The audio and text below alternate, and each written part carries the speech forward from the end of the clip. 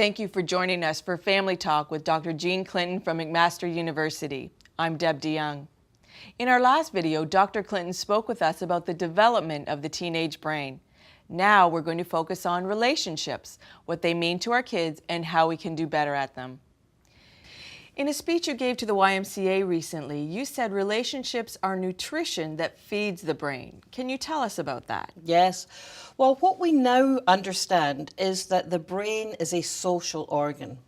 That if we did not have the intense relationship, certainly early in life, then babies would die.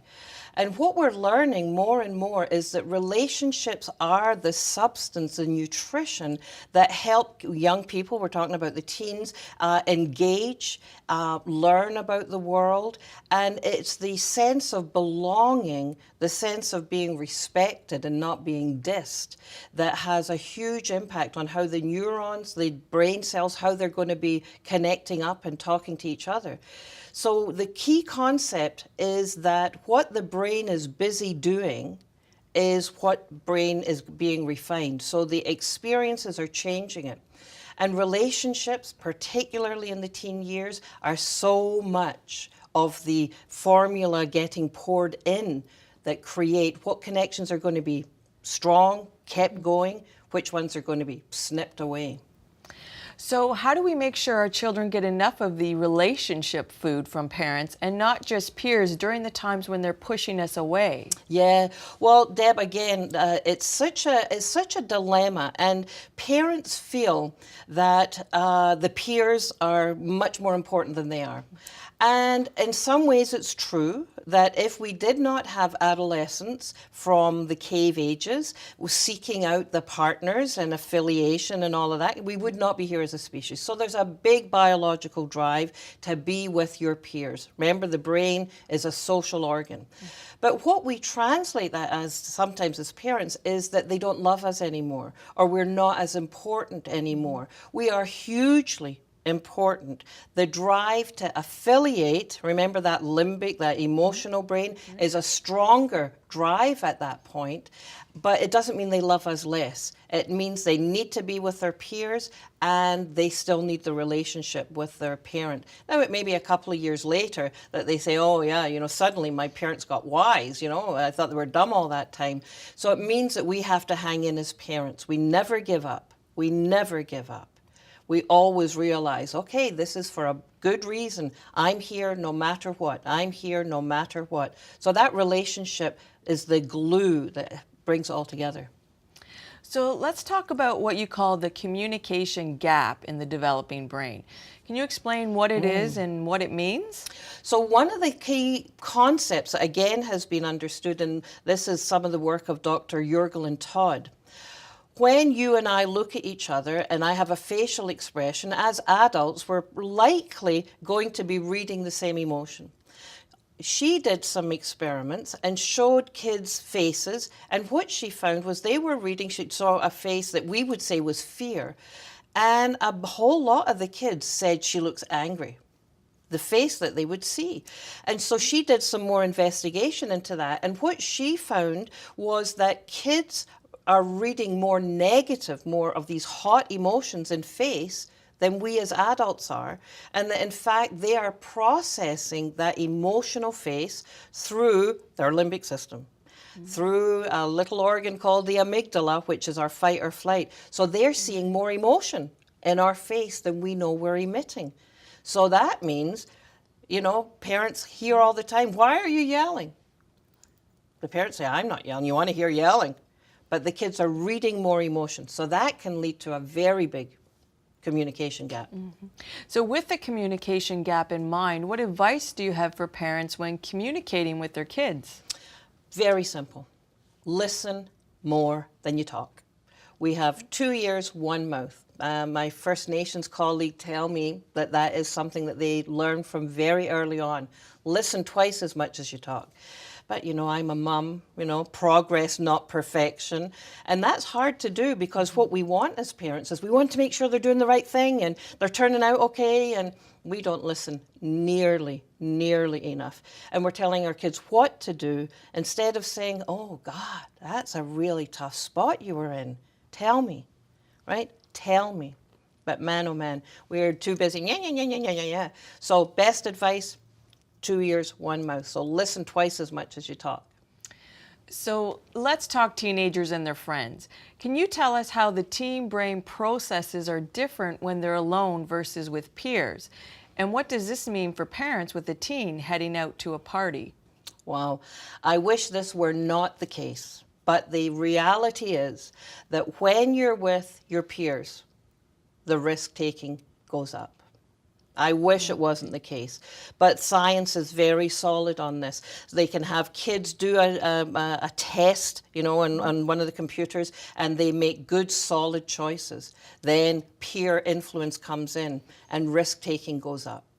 So it's a real worry. And, there may be very, very good anthropological, back in the day reason for this, but the reality is that emotional brain gets more aroused and alert with your peers, means that prefrontal cortex, that thinking, the executive director, is less accessible.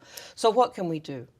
Well, one is we can have our kids know that. The first time my son got picked up by one of his friends who had just got his license, I said, do not talk to him, do not turn on the radio, and no one else is coming in the car, right?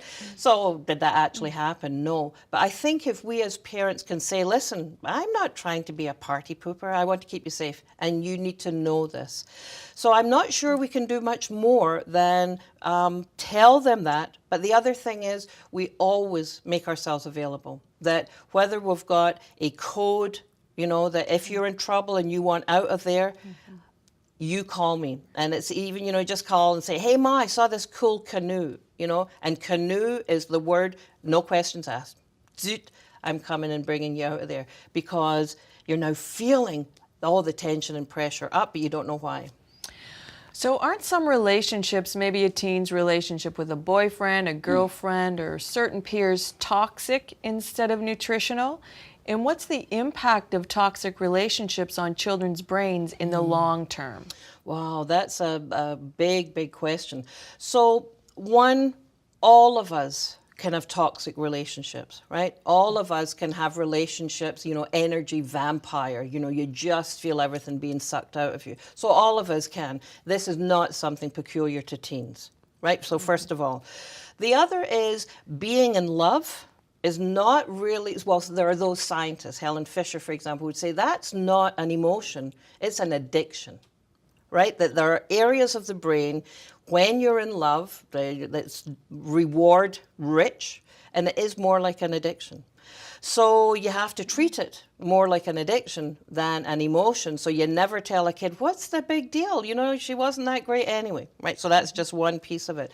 But for sure, a toxic relationship, in the teen years, the brain is changing. The experiences are literally building the networks. So if your first and second experiences with love and emotion is one that's abusive, or harsh, that certainly is going to have a bigger impact on you than when you're 30, than when you're 13, because the brain is so changeable.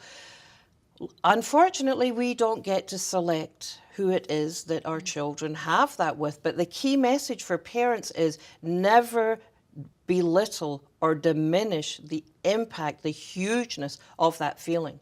It's, man, that sucks. Oh, wow, what can we do to help you get your mind off of this? Rather than get up, get out, what's the big deal? That was 6 months ago, right? So it's very important that the support, we can't control who they pick, really, but we can choose how we support kids after. So then, other than relationships with family members, what can we do to help our kids choose the right relationships, or at least discourage harmful ones without it backfiring? Yeah. Without it backfiring is the thing, because you know that, say, don't hang out with them is just like ooh, I dare you to hang out with them. Again, I think it comes back to respectful dialogue and respectful relationships. Kids do tend to hang out with people who are like themselves, right? It is that there are some fringe. The majority of kids, however, are not on the fringes. So the majority of parents don't need to worry. It is the type of person that they have been raised to be, the type of respectful relations they have at home that has a lot to do with the friends that they pick. So that's first. That's an absolutely key message. And also what's effective if your kid is hanging out with the wrong crowd is not to say you can't go, not to say you're grounded, not to do this, because remember, this emotional brain is under construction. It doesn't have access to the wisdom through the prefrontal cortex to say, good decision, Mum. They're driven by that. So it's to say, oh man, gee, you know, you really like that guy, but he keeps getting in trouble. What's up? Like, what do you think's going on? Wow. So like, are you at risk when you're with him? You are. Boy, that worries me. Do you see what? So that very, very different kind of engagement. So connect before you start thinking about control. Well, thank you very much, Dr. Clinton. Well, it's not always easy to manage our relationships with teens. Dr. Clinton, thank you for giving us so much insight into how we can do a better job as parents. Next up will be our video on the impact of stress on our kids. Tune in and learn how this generation is different.